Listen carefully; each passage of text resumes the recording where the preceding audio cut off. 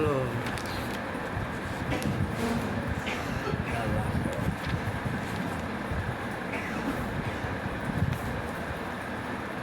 اللہ الرحمن الرحیم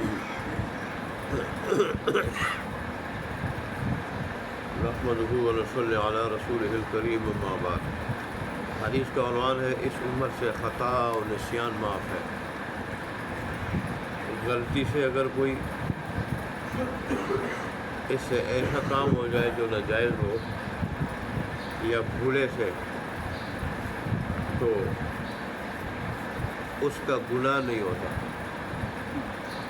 دنیاوی احکام لاگو ہو جائے وہ الگ بات ہے، لیکن گناہ نہیں ہوگا اور اللہ تبارک و تعالیٰ کی پکڑ نہیں ہوگی۔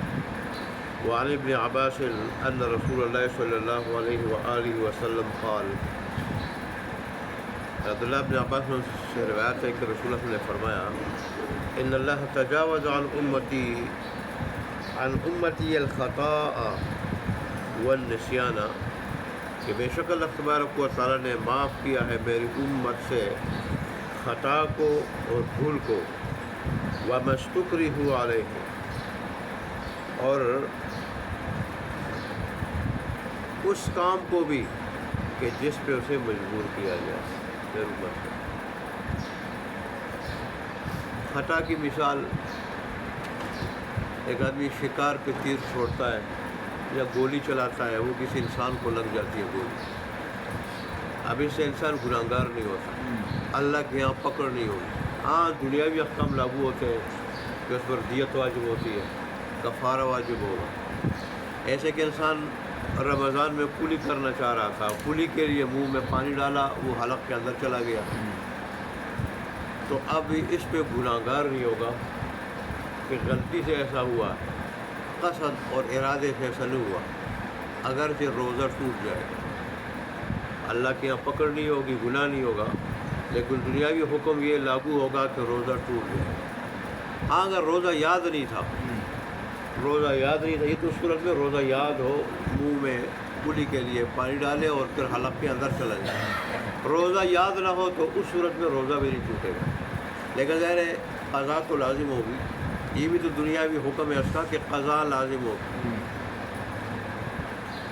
اللہ اکبر۔ اسی طرح ایک آدمی خود تو کوئی گناہ نہیں کرنا چاہتا، لیکن اس کو گناہ پہ مجبور کیا جائے کہ کسی کا مال چوری کر لو، تو ایسی صورت میں بھی اس کو گناہ نہیں ہوگا۔ مال جس کا لیا ہے وہ دینا پڑے گا، لیکن گناہ نہیں ہوگا، کیونکہ اس کو قتل کی دھمکی دی گئی ہے، یا شدید مارنے پٹائی کی، یا ویسے دھمکی دی گئی ہے کہ ماریں گے، اگرچہ شدید مارنے کی نہ ہو، اور اس طرح اس کو مجبور کیا گیا ہو، تو اس صورت میں گناہگار نہیں ہوگا۔ دو چیزیں، ایک قتل ہے، ایک زنا ہے، اس پہ اگر کسی کو مجبور کرے تو اس صورت میں ایسے آدمی کے لیے جس کو مجبور کیا جاتا ہے یہ شہید تو ہو جائے، لیکن کسی کو قتل نہ کرے، زنا نہ کرے۔ شہید تو ہو جائے لیکن قتل کی اجازت نہیں اس کو، اور اس کی زنا کی اجازت نہیں۔ رسول اللہ علیہ وسلم کی سنت کی بڑی خصوصیات ہیں، آج ہمیں قدر نہیں۔ رسول اللہ علیہ وسلم نے فرمایا کہ میری امت کو اللہ نے جو خصوصیات دی ہیں اور امتوں کو نہیں دی۔ اور امتیں نماز پڑھ سکتی تھی عبادت خانے میں، عبادت کر سکتی تھی عبادت خانے میں، میری امت کو لیے اللہ تبارک و تعالیٰ نے پوری کی پوری زمین کو عبادت خانہ بنا دیا، مسجد بنا دی۔ یہ اگر مسجد سے دور ہے، نماز کا وقت ہو جائے تو اگر دو یا زیادہ ہے تو جماعت کے ساتھ نماز پڑھ لیں ادھر ہی، اور اگر ایک ہے تو اکیلے نماز پڑھ لیں، مسجد آنا ضروری نہیں، جبکہ یہود کو نصارہ کو اس کی اجازت نہیں تھی۔ اس طرح میری امت کو اللہ تبارک و تعالیٰ نے پانی اگر نہ ہو تو اللہ تبارک و تعالیٰ نے مٹی کو اور زمین کو طہارت حاصل کرنے کا ذریعہ بنا دیا اور اس کی اجازت دی، جبکہ سابقہ امتوں کو اس کی اجازت نہیں تھی۔ میری امت جو ہے نا قربانی کا گوشت اس کے لیے اللہ تبارک و تعالیٰ کی ضیافت اور مہمانی ہے، ضیافت اور اس کا استعمال کرنا اور کھانا یہ افضل ہے، بلکہ قربانی کے گوشت کا کوئی اور چیز نہ کھانا اور قربانی سے ابتدا کرنا یہ افضل ہے، لیکن سابقہ امتیں قربانی کا گوشت نہیں کھا سکتی، ہاں وہ بڑا جانور ہوتا چھوٹا جانور ہوتا، آسمان سے آگ آ جاتی اور اس کو کھا جاتی، جلا ڈالتی، تو کھا وہ نہیں سکتی۔ میری امت کی خصوصیت ہے کہ قربانی کا گوشت اللہ نے صرف کھانے کی اجازت دی، بلکہ اس کو بہترین قرار دیا، مستحب قرار دیا۔ سبحان اللہ۔ ایسی میری امت آئی تو سب سے بعد میں، لیکن جنت میں سب سے پہلے جائے گی، سبحان اللہ۔ اور میری امت سب سے زیادہ ہوگی جنت، لہذا یعنی جنت میں جنتیوں کی 120 صفیں ہوں گی، ان 120 صفوں میں 80 صفیں سے میری امت کو۔ اللہ تبارک و تعالیٰ نے میری امت کو بہترین لقب کا امت دیا ہے، کنتم خیر امت، تم بہترین امت ہو۔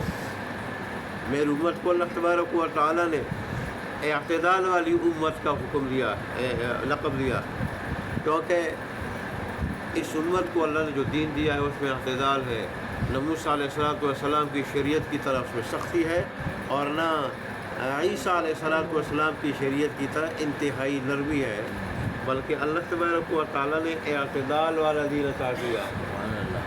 اور میری امت کی عمریں اگرچہ کم ہے، 60 اور 70 سال یا 60 اور 70 کے درمیان ہے، 60 65 سال 63 سال، لیکن اللہ تبارک و تعالیٰ اس امت کو اتنا اجر عطا کرے گا اتنا کم عمر میں کہ جو سابقہ امتیں 1200 سال میں نہ حاصل کر سکی، اور اس وجہ سے وہ امتیں میری امت کو دیکھ کے وہ رش کھائیں گی، رش۔ اور یہ وہ امتیں کہ انبیاء نے تمنا کی کہ کاش ہم اس امت میں ہوتے ہیں، انبیاء نے کاش ہم اس امت میں ہوتے۔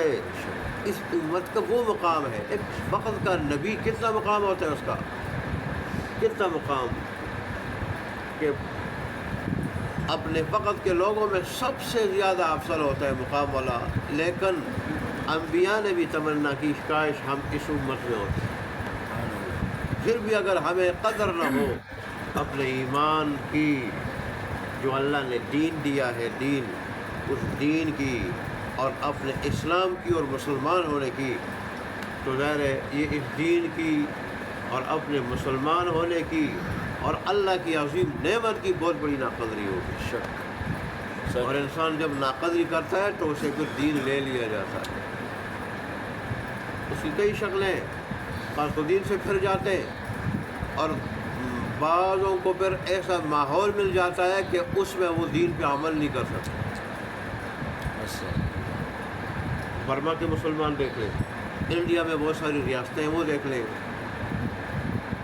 ایسے ہی آج کل فلسطین کے مسلمان دیکھ لیں، یورپ کے بعد ایسے علاقے ہیں کہ وہاں مسلمان کھل کر عبادت نہیں کر سکتے۔ تو اللہ دین دے دے اور اللہ اس پہ عمل کرنے کا موقع دے دے اور پھر انسان اس پہ عمل نہ کرے، یہ اللہ کی عظیم نعمت کی انتہائی ناقدری اور ناشکری ہے۔ اللہ یہاں بھی اس کی سزا دیتا ہے اور اللہ آخرت میں بھی اس کی بہت بڑی سزا دے گا۔